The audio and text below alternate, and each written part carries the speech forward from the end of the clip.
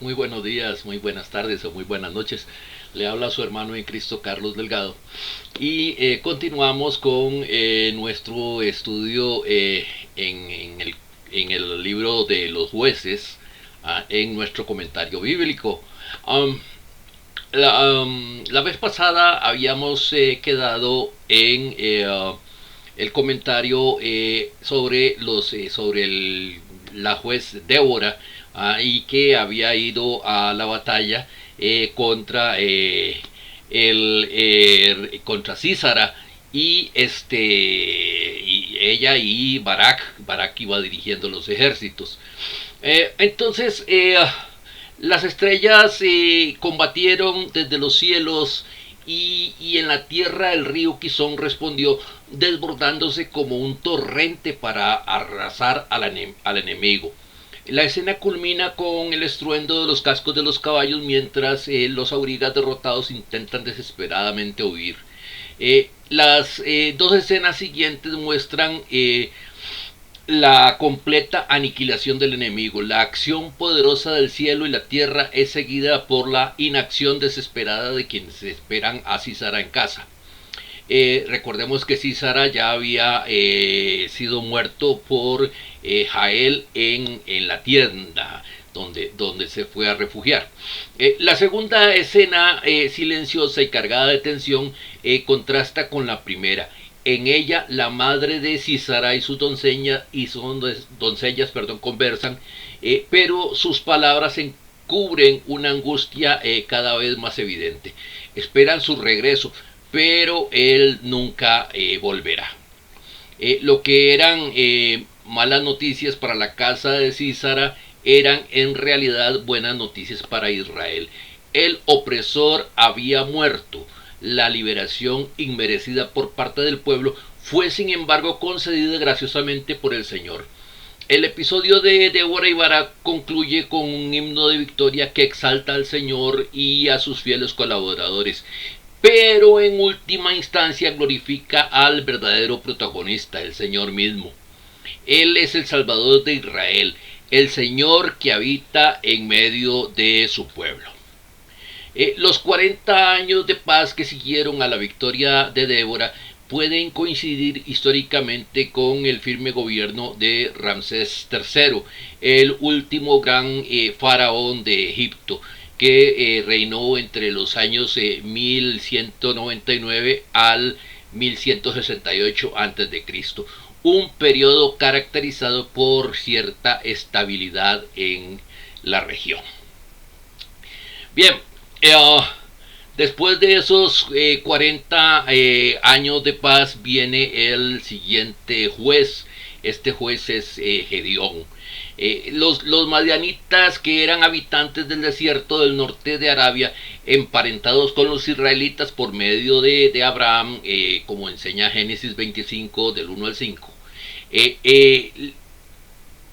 pues ellos de nuevo vuelven a atacar a Israel cuando vuelve a caer en la apostasía, según Jueces capítulo 6 versículo 1, la apostasía que irrumpe de forma abrupta tras el cántico triunfal del capítulo anterior.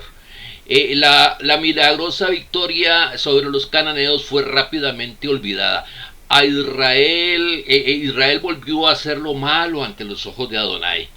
Esta caída repentina ilustra de manera especialmente impactante la inconstancia del pueblo israelita, que no podía resistir por mucho tiempo la atracción de los dioses ajenos, a pesar de todo lo que el Señor había hecho a su favor. La opresión fue tan severa que los israelitas se vieron obligados a refugiarse en cuevas y en lugares fortificados. La victoria de Barak había despejado el amplio y fértil valle de Jezreel, abriéndolo al asentamiento israelita y a la agricultura. Pero en la misma región apareció ahora un enemigo distinto y se desató un nuevo conflicto por el control de la tierra. Esta vez Israel fue castigado mediante repetidas incursiones devastadoras por parte de los madianitas y sus aliados, que arrasaban más bien la tierra como langostas, consumiendo todo a su paso. Sin medios de subsistencia, los israelitas quedaban reducidos a un estado miserable, viviendo en escondites como animales salvajes. En su desesperación, como era habitual en ellos, clamaron finalmente al Señor. Los invasores llegaban precisamente en el tiempo de la cosecha.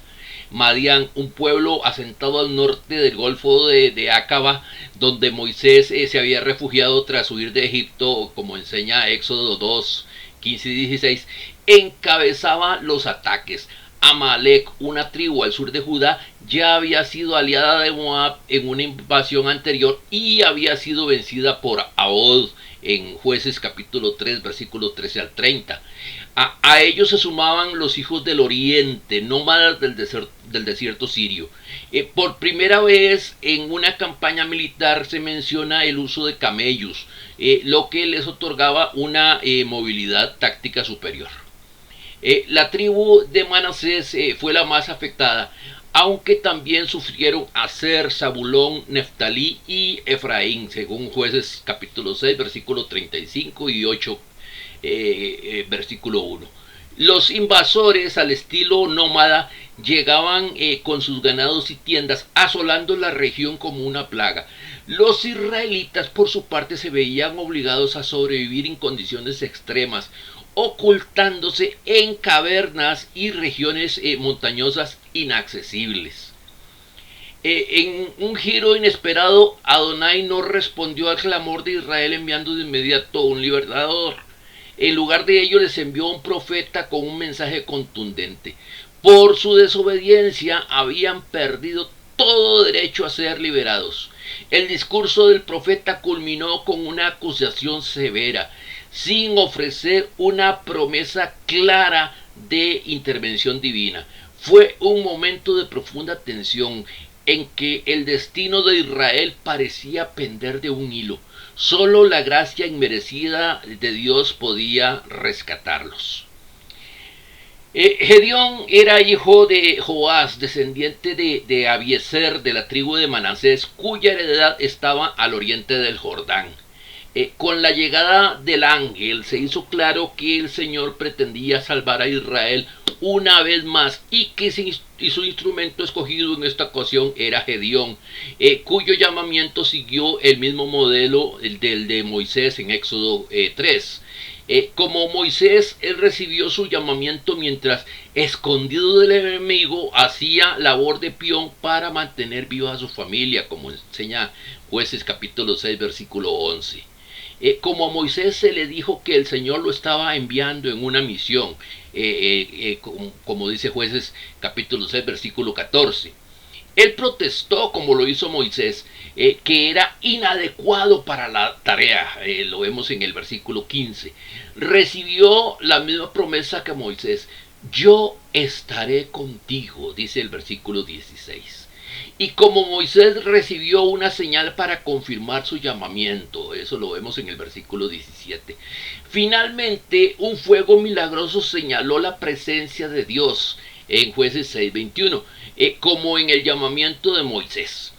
Así el mensaje es claro: Gedeón iba a ser usado por Dios para salvar a Israel de los madianitas, como Moisés fue usado para salvar a Israel de los egipcios. El Dios del Éxodo ha venido al rescate de Israel una vez más. Gedeón no reacciona a su visitante y no es sino hasta que vio el fuego que se levantó, cuando el ángel tocó la carne y el pan, que se dio cuenta con quién había estado hablando, y su temor provino de su conocimiento de las reglas de santidad, como enseña Éxodo 33:20. Pero el Señor de inmediato lo reafirmó. A Gedeón se le había concedido un raro privilegio. El Señor se le había aparecido, pero le perdonó su vida. El llamamiento de Gedeón por parte del Señor lo llevó de inmediato a una confrontación directa con su propia familia y su propio clan, quienes se habían apartado de la fidelidad al Dios de Israel y se habían convertido en adoradores de Baal. Esta idolatría era intolerable para el Señor, pues el altar de Adonai no podía coexistir con el altar de un dios pagano. Tal contradicción violentaba abiertamente el primer mandamiento: no tendrás dioses ajenos delante de mí. Éxodo 23. Hoy en día encontramos situaciones similares cuando el compromiso sincero con Cristo entra en conflicto con las costumbres, creencias o prioridades de la familia. Como Gedeón, muchos creyentes enfrentan la difícil tarea de permanecer fieles a Dios a pesar del rechazo o la oposición de sus seres más cercanos. Aunque temeroso de las consecuencias, Gedeón obedeció al Señor, actuó durante la noche en secreto y con la ayuda de sus siervos derribó el altar de Baal y erigió uno nuevo para el Dios verdadero. La reacción de los hombres de la ciudad fue violenta.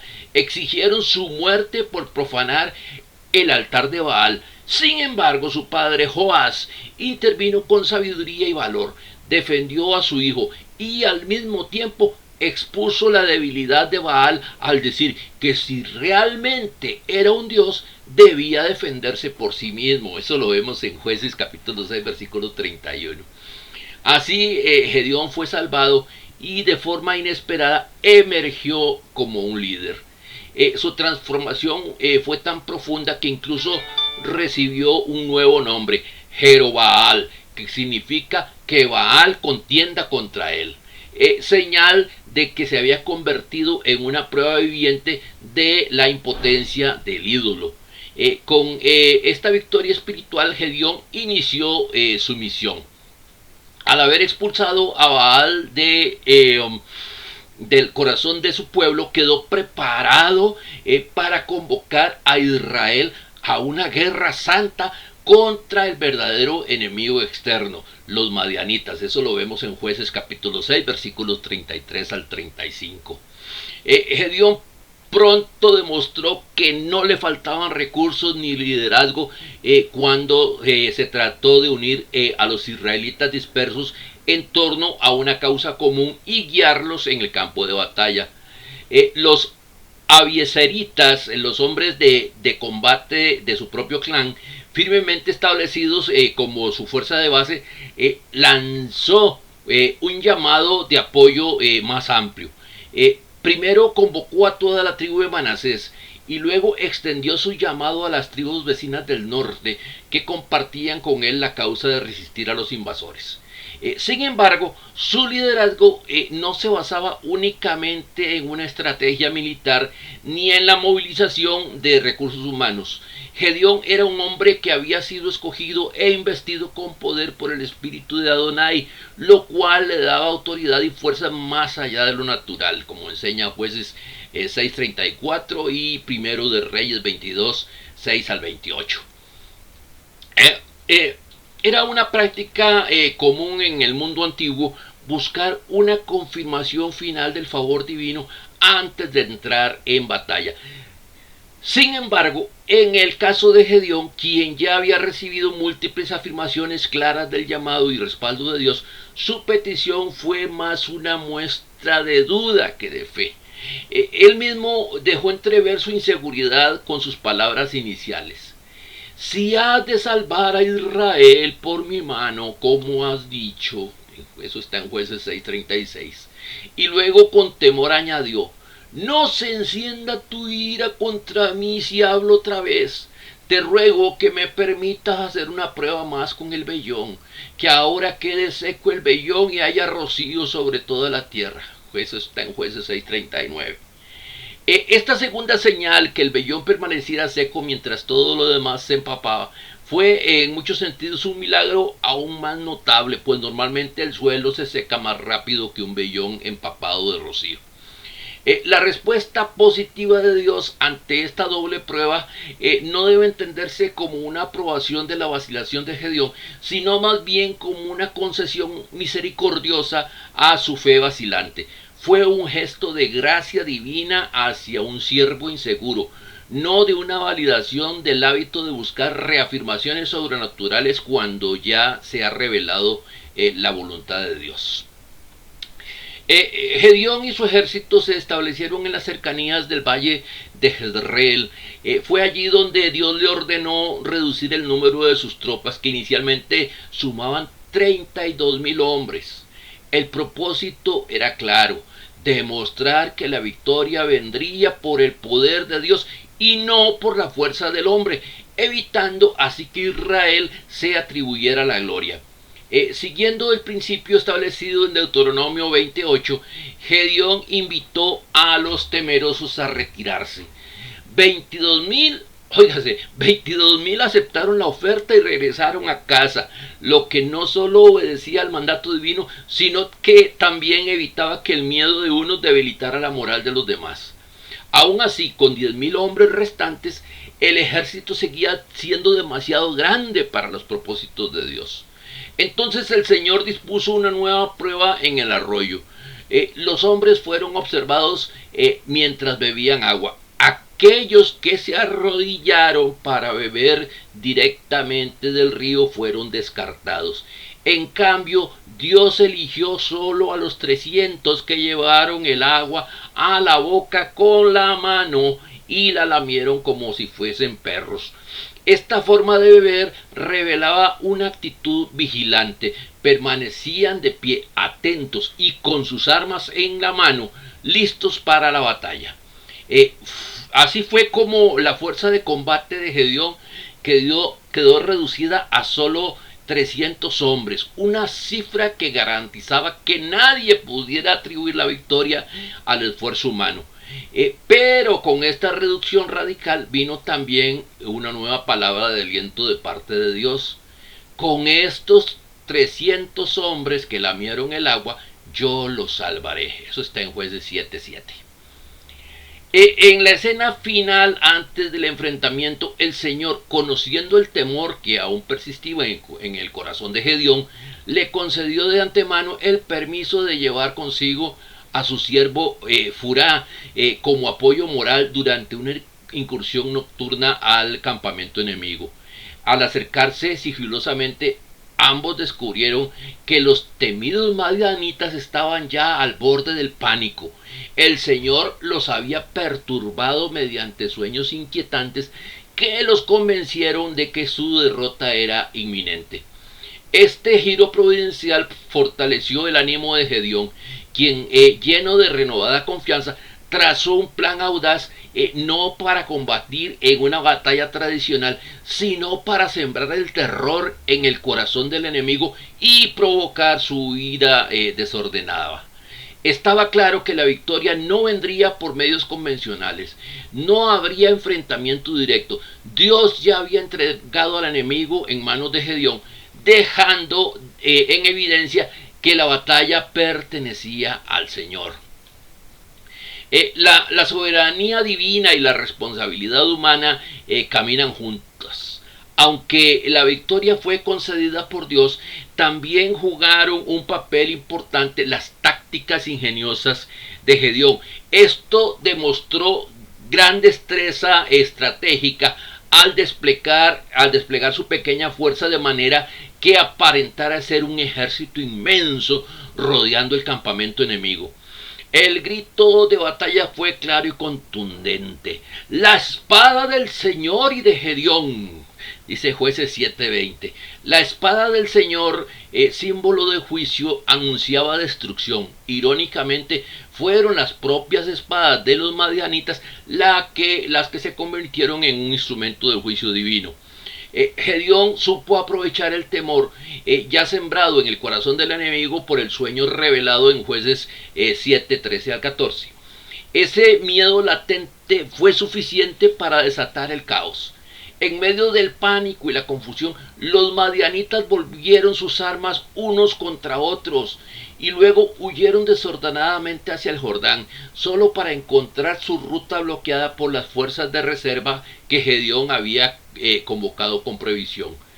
La captura y ejecución de dos de sus principales líderes selló la magnitud de la derrota.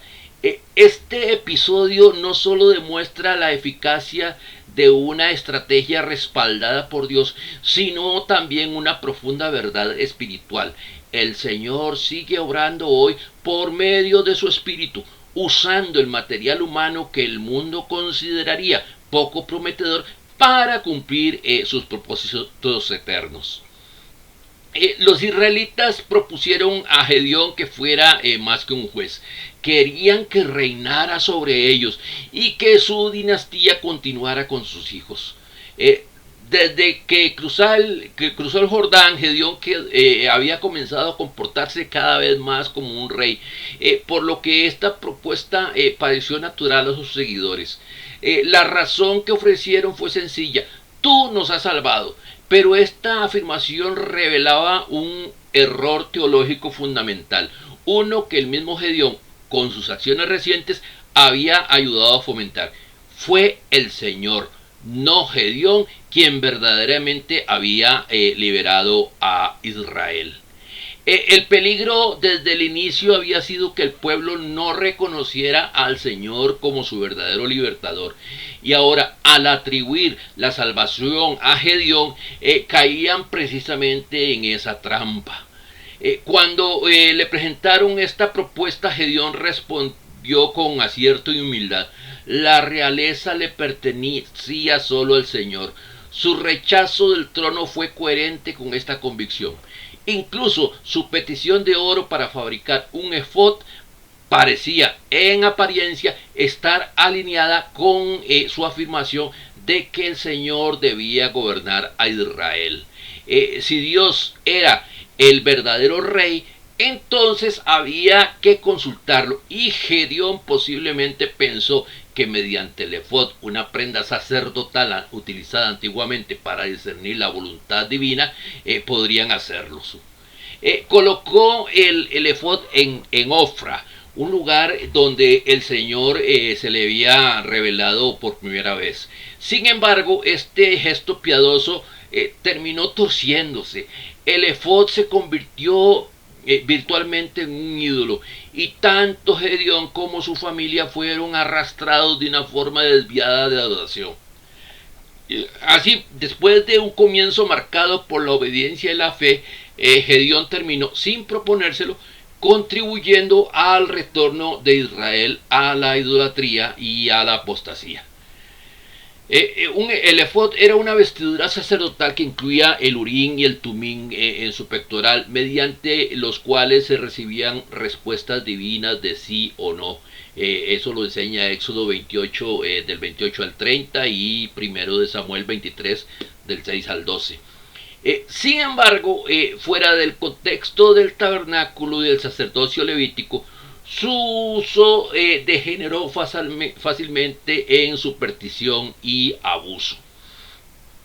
El legado positivo de Gedeón a Israel fue un periodo de 40 años de paz. Durante ese tiempo aparentemente se retiró a la vida privada, en coherencia con su declaración de que era el Señor y no él quien debía gobernar a Israel. Sin embargo, su estilo de vida contaba otra historia. Con numerosas esposas, 70 hijos y también una concubina, Gedeón vivió más como un monarca que como un ciudadano común. Esta disonancia entre sus palabras públicas y su vida privada revela una contradicción inquietante. Mientras proclamaba la soberanía divina, su conducta personal reflejaba aspiraciones de poder. El legado negativo de Gedeón fue igualmente significativo. Tras su muerte, la idolatría ligada al efod que él había mandado fabricar se intensificó, desembocando rápidamente en la plena adoración de Baal. La nación, en lugar de permanecer fiel al Señor, cayó de nuevo en la apostasía. Además, su hijo Abimelech encarnó el extremo opuesto del escrúpulo de Gedeón, que Gedeón había mostrado ante el poder. Sin ninguna de sus reservas morales, Abimelech buscó el dominio por medio del derramamiento de sangre y la manipulación. El pasaje de Jueces capítulo 8 versículos 28 al 35 funciona como un puente hacia el relato de Abimelech en el capítulo 9. aquello que Gedeón tal vez ambicionó en secreto, la instalación de una dinastía, su hijo lo llevó a cabo abiertamente, aunque a un costo devastador. Así, la historia de Gedeón termina con una paradoja. Un hombre levantado por Dios que trajo paz, pero cuya ambigüedad personal dejó semillas de idolatría y ambición que germinaron en caos tras su muerte. El nombre Abimelech significa mi padre es rey. Constituye un comentario revelador sobre la actitud ambigua de Gedeón hacia la monarquía. Aunque Gedeón rechazó explícitamente ser rey en Jueces capítulo 8 versículo 23, su vida y sus decisiones quedaron abiertas a esa posibilidad y su hijo la llevó a su culminación trágica. El tema central del relato de Abimelech es una secuela directa al episodio de Gedeón, es la retribución divina. El autor subraya este principio tanto al introducir la acción, como vemos en Jueces 9, 23 al 24, como al concluir el relato después del clima que supone la muerte de Abimelech en Jueces 9, 56 y 57. Es un relato sobre cómo Dios hizo que la maldad cometida por Abimelech y los hombres de Siquem se volviera contra ellos mismos. A diferencia de los jueces anteriores, Abimelech no fue llamado por Dios, fue un usurpador que se encumbró mediante intriga y violencia. Era hijo de Gedeón y de una concubina que vivía en Siquem, como vemos en Jueces 8:31. Esta ciudad de Siquem era una ciudad estratégicamente ubicada en el corazón de Canaán y con una historia estrechamente vinculada al pueblo de Israel desde los tiempos de los patriarcas, como podemos ver en Jueces 12, 6 al 7 y en Josué 24, aunque habitada por una población mixta de cananeos e israelitas. Abimelech pertenecía por tanto a dos mundos, tenía 70 medio hermanos, hijos legítimos de Gedeón, y una familia materna influyente en Siquem. Aprovechando hábilmente esta doble pertenencia, sembró división entre sus hermanos para consolidar su posición como único heredero del linaje de Gedeón. A diferencia de su padre, no contó con el respaldo unánime del pueblo, sino solo con el apoyo de los ciudadanos de Siquem. El desarrollo del relato muestra una retribución casi matemática, iniciada cuando Dios envía un espíritu maligno entre Abimelech y los líderes de Siquem. Este conflicto interno desencadena la caída de ambos. El único hijo de Gedeón que escapó de la masacre en Ofra, Jotam, fue la voz profética que anticipó esta ruina. Subiendo al monte Gerizim, Jotam pronunció una fábula que denunciaba la injusticia y la traición cometidas contra su padre y su familia. El centro de su acusación no era la fábula en sí, sino su aplicación. Gedeón había beneficiado al pueblo, pero ellos habían matado a casi todos los hijos y habían coronado como rey al menos digno. Jotam ofreció una alternativa de bendición o maldición, pero la posibilidad de bendición se desvaneció ante la gravedad del crimen. Su maldición, expresada en Jueces 9:20, fue una declaración de juicio cuyo cumplimiento detallado ocupa el resto del capítulo. Así, la conspiración de Abimelech con los líderes de Siquem tuvo su réplica con la llegada de Gaal, quien incitó a los mismos líderes a rebelarse contra Abimelech, como vemos en Jueces 9, 26 al 29. La emboscada planeada por los hombres de Siquem fue respondida por la emboscada de Abimelech contra ellos. El mismo Abimelech, que había asesinado a sus hermanos sobre una piedra, como vemos en Jueces 9, 5 y 18, encontró la muerte bajo una piedra lanzada por una mujer anónima desde una torre en Tebes, como vemos en Jueces 9:54. De este modo, bajo la providencia divina, acto responde a acto, y el mal se paga con mal, hasta que el principal autor de la injusticia, Abimelech, es eliminado. Sus seguidores, como si despertaran de una pesadilla, abandonaron las armas y regresaron a sus hogares sin completar el asalto a Tebes. Las palabras finales del capítulo lo resumen con claridad. Todo ocurrió como cumplimiento de la maldición de Jotam, hijo de Jerobaal o Gedeón. Bien, mis amados hermanos, vamos a quedar hoy aquí. Si el Señor lo permite, en el próximo video, pues vamos a estar viendo otros jueces en la historia de este que encontramos en este libro, que es fascinante.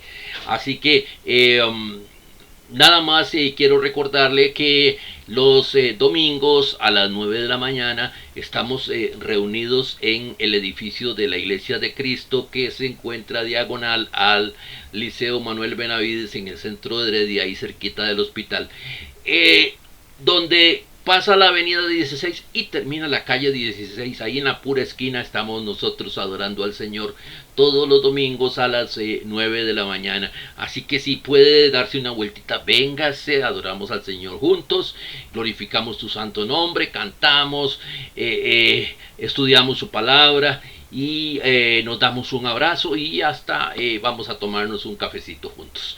Que el Señor le bendiga muy ricamente a usted y a toda su familia.